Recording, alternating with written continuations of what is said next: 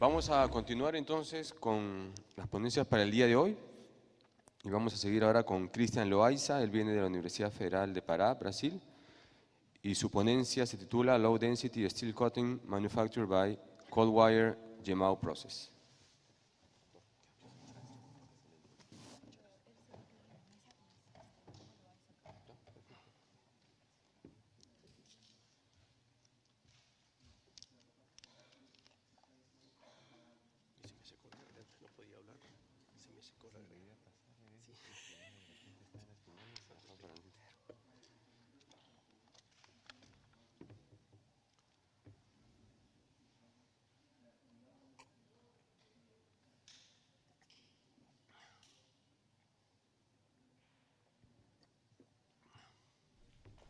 Bien, entonces recibimos al doctor Cristian Loaiza con un fuerte aplauso, por favor. Buenos días con todos, es un honor estar nuevamente aquí para hacer esta presentación de nuestro trabajo denominado fabricación de aceros de baja densidad con el proceso Gemau con adición de alambre frío. Entonces, ¿qué serían los aceros de baja densidad? Básicamente, la presentación está dada por la introducción, materiales y metodología, resultados y discusiones, conclusiones, agradecimientos y referencias. ¿Qué son los aceros de baja densidad? Bueno, Hauptmann y Ziegler en 1931 y 1932 demostraron que la unión del hierro y el aluminio generaba aleaciones con una densidad menor, con similares propiedades de resistencia a la corrosión que los aceros inoxidables, pero sin utilizar níquel, que el níquel es un elemento caro. Entonces unieron el hierro, unieron el aluminio, y estos materiales son ampliamente utilizados, principalmente en la industria de aviación y la industria automotriz. ¿En qué consisten estos? Los principales procesos de fabricación para estos materiales son fusión por inducción a arco, fusión por inducción a vacío, fusión por refusión a vacío. Estos procesos todos son extremadamente caros. Entonces, ¿qué es lo que se necesita? Desarrollar metodologías que permitan la fabricación de un material similar, solo que con un costo reducido. ¿Por qué? Bueno, en nuestro estado también, además de todo, está caracterizado por la producción de una cantidad grande de minero de cobre. Ese minero de cobre necesita grandes cantidades de molinos para poder procesar. Aquí se tiene el ejemplo de la mina del Sosego, en el extremo sur de Pará, en el norte de Brasil. Se tiene básicamente un molino gigante de 4 metros, de 7 metros de diámetro y 12 de largo, donde se produce la mayor cantidad de cobre de esta región. Solo que ahí en esa región desgasta enormemente el interior del molino. Entonces nosotros, ¿qué queremos desarrollar? Básicamente desarrollar un proceso que permita reemplazar, hacer un revestimiento y recuperar esas partes de los molinos. ¿Qué se nos ocurrió? Utilizar estos aceros que tienen excelentes propiedades mecánicas, tienen elevada resistencia a la corrosión y tienen una baja densidad. ¿Por qué? Porque los aceros de baja densidad son formados por el aluminio, que tiene una densidad de 2.700 kilogramos por metro cúbico, que sería más de un tercio de la densidad del hierro, que es 7.874. Cuando se unen esos dos elementos, se crean una elevada fuerza específica adicionalmente, que viene dado a la mayor resistencia a la tracción, combinado con una densidad menor. ¿Cómo se realizó y de dónde surgió esta idea? Ayer realicé una presentación sobre la fabricación de revestimientos en base de cobalto, utilizando básicamente parecidos con Stellite. ¿Qué se realiza con esto? Se realiza la unión de un acero inoxidable como alambre electrodo principal y la adición de arame cobalto. Entonces se nos ocurrió la idea, bueno, podemos fabricar aceros con base de cobalto, aceros inoxidables con base de cobalto. ¿Será que podemos hacer esto lo mismo con aluminio? Fuimos allá, utilizamos un alambre principal, como se puede observar aquí, basado en acero inoxidable, y utilizamos un alambre extra basado en aluminio. Solo que los primeros ensayos fuimos allá y tentamos, ¿será que es posible? Resultó que toda la soldadura fisuró.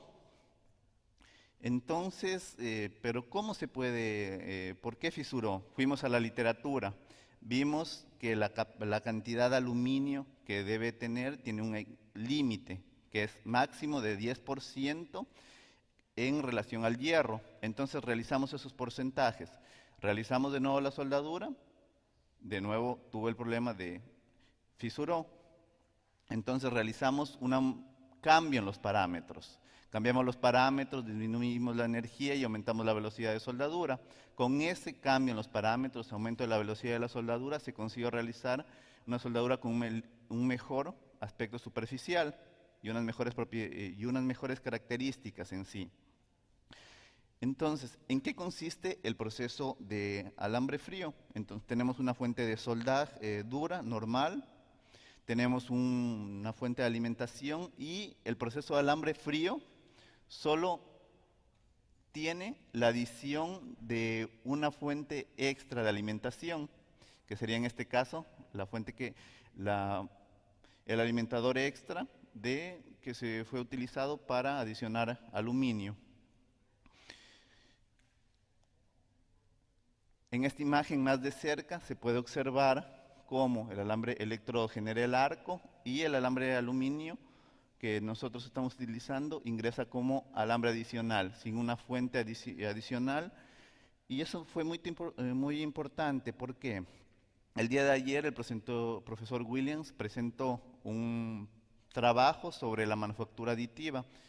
Gusté mucho de ver que nuestro trabajo era similar, solo que él utilizaba, en el caso de él, utilizó bastante la parte del brazo robótico. Nosotros todavía no hemos llegado a esa realización, pero analizamos las similitudes que pueden ser obtenidas con este trabajo. Entonces, ¿qué es lo que estamos haciendo básicamente? Estamos haciendo un revestimiento como una especie de manufactura aditiva, utilizando el equipo de fuente de soldadura normal para adicionar un revestimiento e ir desarrollando capa sobre capa. ¿Con qué equipos, con qué materiales? Esas fueron las características a la final. Como pueden observar, la velocidad de soldadura fue grande, así como la fuente de la alimentación del alambre. Fueron una velocidad de 50 centímetros por minuto para un proceso GMAU, es una velocidad grande.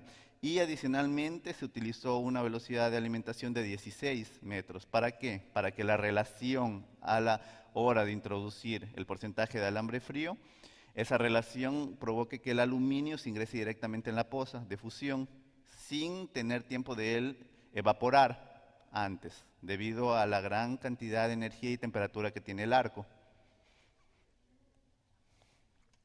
Los materiales que utilizamos, se utilizó principalmente el AWS 307L. ¿Por qué? Porque parte de la investigación estábamos un poco trabados en el laboratorio, no estábamos consiguiendo desarrollar todos nuestros proyectos. Entonces, ¿qué tenemos en el laboratorio para desarrollar? Tenemos este alambre y este otro alambre. Estábamos soldando aluminio y acero inoxidable.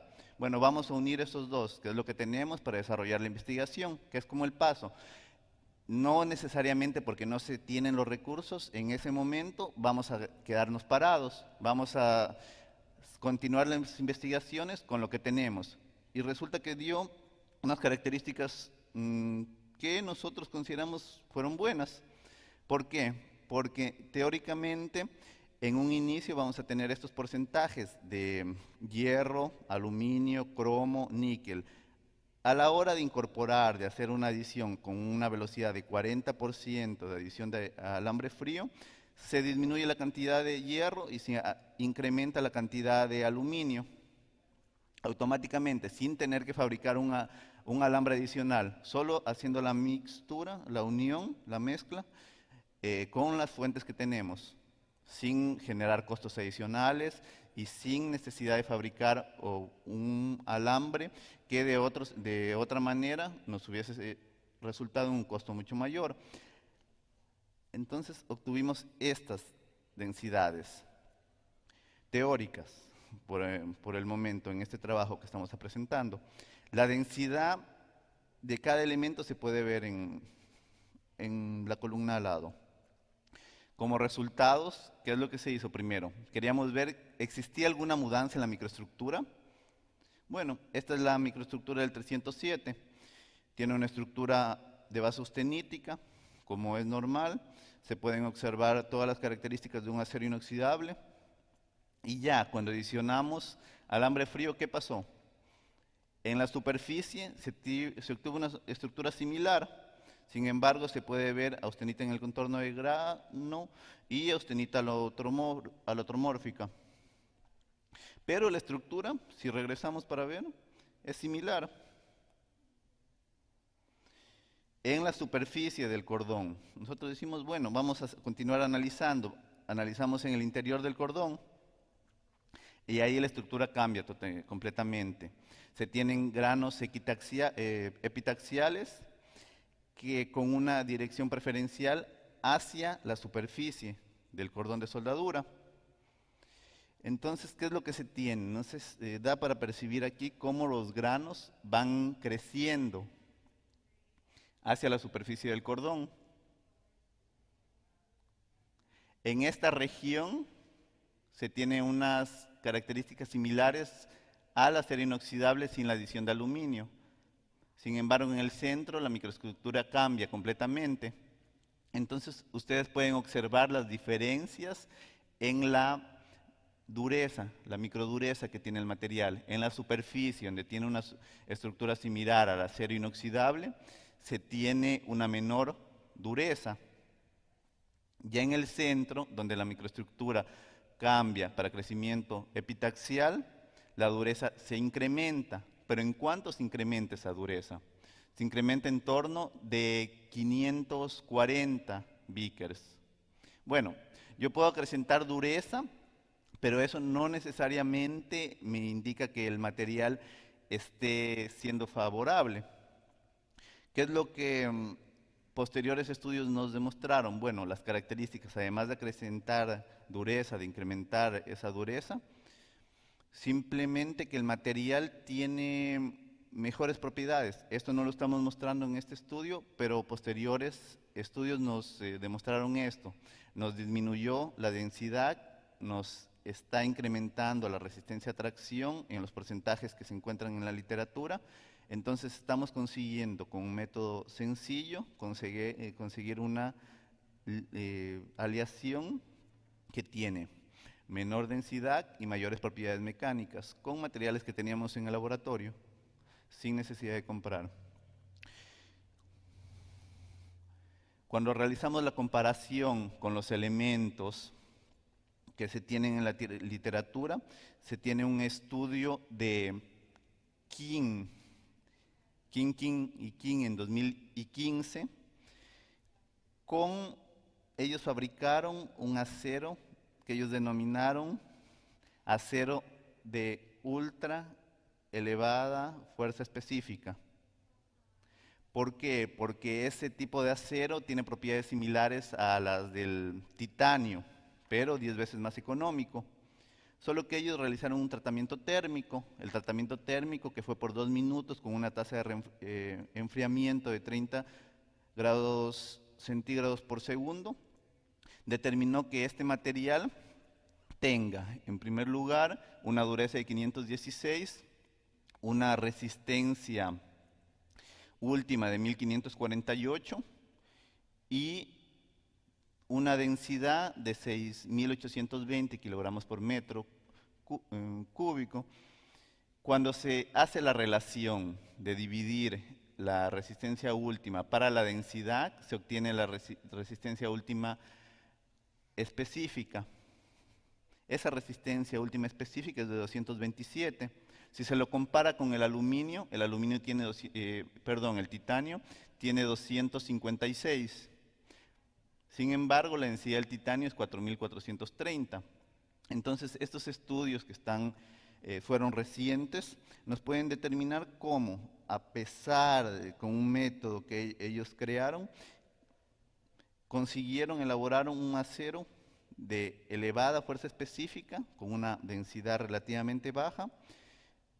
Sin embargo, este material fue realizado con tratamiento térmico y con procesos, como anteriormente mencionamos, extremadamente caros.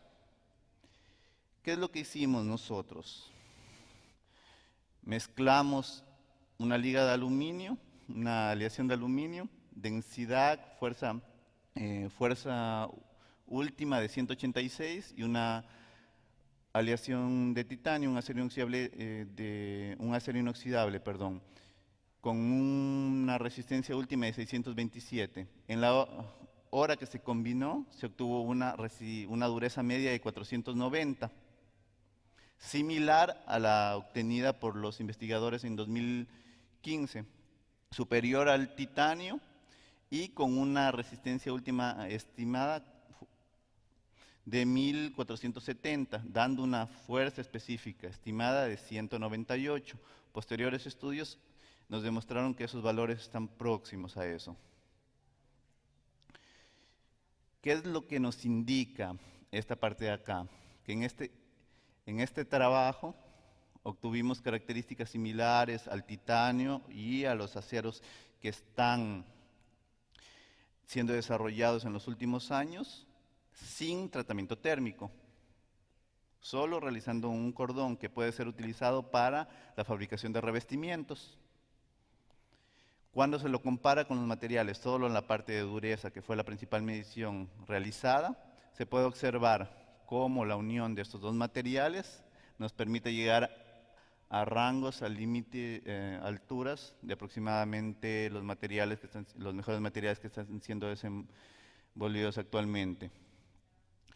Y adicionalmente, este material se estima que tiene una densidad de aproximadamente 4% menor que el acero inoxidable normal. Como conclusión, fue fabricado un revestimiento exitosamente usando el proceso de alambre frío. Se realizó la unión química, la mezcla de las composiciones químicas con un costo significativamente menor, dando excelentes propiedades mecánicas, como es un incremento de la dureza con aproximadamente con el superior al titanio y aproximadamente con los mejores materiales que están siendo desarrollados actualmente, sin la utilización de tratamiento térmico. Posteriores estudios se basan en cómo la microestructura a través de este proceso va variando con la adición de aluminio y cómo el tratamiento térmico afectaría este tipo de material. Estamos analizando toda esta parte de aquí actualmente.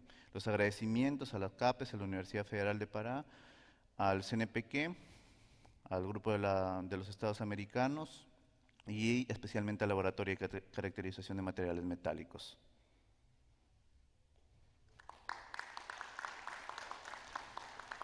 Muchas gracias, Cristian, por su presentación. Si hubiera alguna pregunta de la audiencia. ¿Sí? ¿Podrían facilitarle el micro, por favor? Ahí está.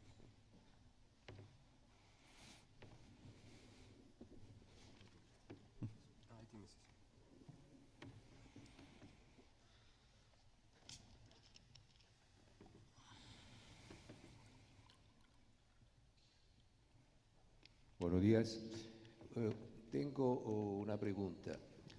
È conosciuto che una reazione tipo 307L tiende a endurecerse por choque e puede llegar a una dureza che puede llegar al doble del valore che tiene in condizioni non ciocche.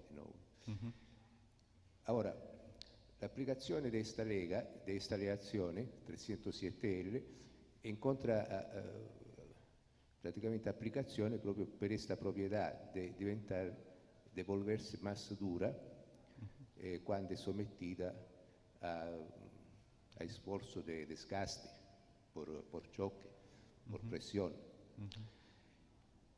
Ora, se agregò aluminio, si otteneva quindi una reazione con peso e con densidad menor. Ecco, la pregunta es esta. ¿Usted hizo alguna prueba por investigar esta capacidad de endurecimiento de esta aleación 307L con la agregación de aluminio? Estamos haciendo esas pruebas para ensayos de impacto y abrasión Sí. actualmente, para desarrollo, para ver cómo las propiedades fueron afectadas. Las características dicen que se está incrementando esa resistencia, los ensayos ahora. Quindi si sta incrementando la durezza. Sí, la resistencia al desgaste y a la abrasión. Sì, sì.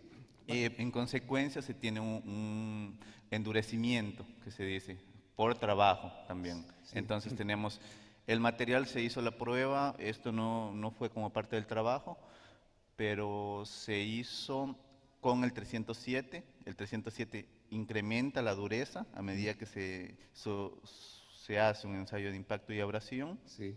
Y el 307 con adición de aluminio ya es duro de por sí y todavía continúa incrementando esa dureza. Ok, muchísimas gracias. Gracias. ¿Tenemos tiempo para una consulta adicional?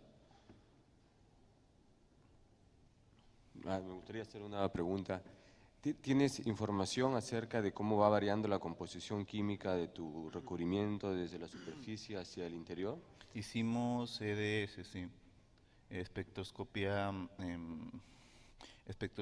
través de microscopía electrónica. Entonces, en la superficie, en este caso, tuvo una variación de menor cantidad de aluminio. En el interior tuvo una mayor cantidad de aluminio y en la parte inferior tuvo una menor cantidad. Posteriormente modificamos los parámetros y ya se consiguió mayor homogeneidad en la composición química.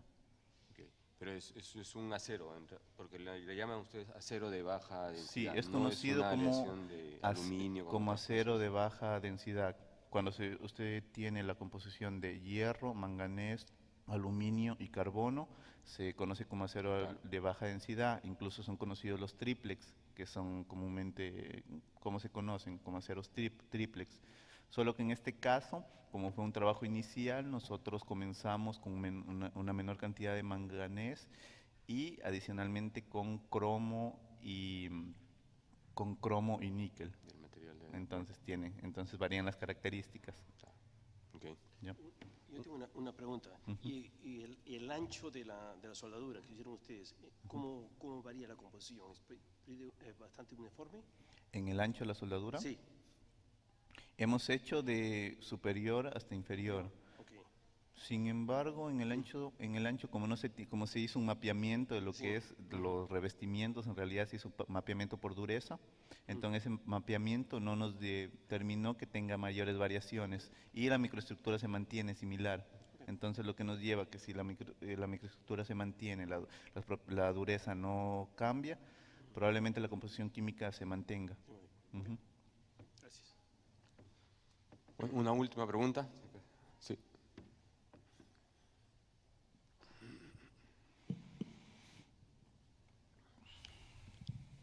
Buenos días, felicitaciones, Cristian. Mi pregunta va respecto a la aplicación en la industria hidráulica de este tipo de recubrimientos y sobre todo de su resistencia ante el fenómeno de la cavitación. Estamos haciendo un ensayo también de lo que es cómo este trabajo, porque mi trabajo de doctorado es paralelo a esta investigación. Entonces nosotros en mi trabajo de doctorado estamos analizando la resistencia a cavitación de materiales de acero inoxidable nanoestructurado. Entonces en ese acero inoxidable nanoestructurado se tiene, se avalía lo que es la característica, pero un ensayo directo y un método indirecto de la resistencia a cavitación. Como vimos buena resistencia a desgaste de este tipo de aleación, entonces también vamos a realizar ensayos de cavitación. Incluso la semana anterior preparamos los cuerpos de prueba para realizar esos ensayos. Solo que todavía no teníamos esos datos de cómo es el comportamiento. Se estima que probablemente tenemos que analizar energía de falla por apilamiento, tenemos que analizar la cantidad, cómo se comportó a través de método de rayos X, cómo se comportó los elementos, cómo se comportaron la microestructura antes y después. Entonces eso va a demorar todavía obtener esos resultados. También es un ensayo demorado la parte de cavitación. Bien, entonces agradecemos nuevamente a nuestros dos ponentes con un gran aplauso, por favor.